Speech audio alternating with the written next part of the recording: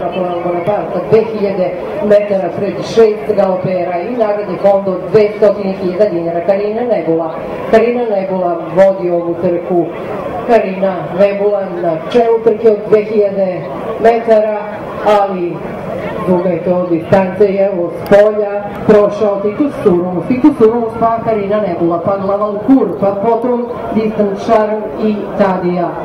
Titus Surumus, Karina Nebula, Glavalcourt, pa Tadija, pa Napoleon Bonaparte, pa Distant Charm na začelju ove trke.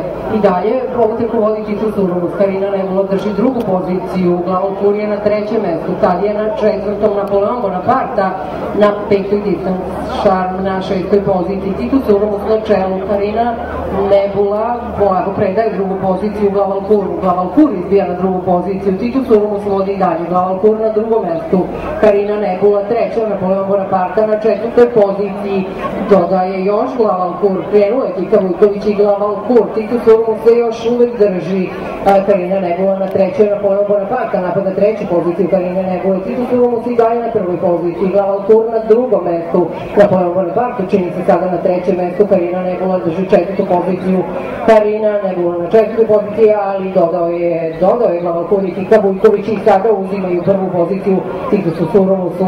Glavalcourt izbija na čelo ove trke, Glavalcourt i Kika Vujković, posustao je Titus Surumus, ali je zato ubrzala Karina Nebula. Karina Nebula vreba priliku da se osveti za poraz od prošle godine.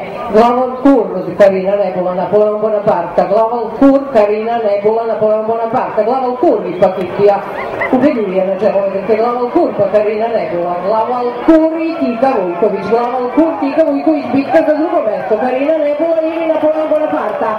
Glavalcourt prolazi prvi, Karina Nebula je druga, pa Napoleon Bonaparte pa Tadija. Dakle, sve kako je bilo.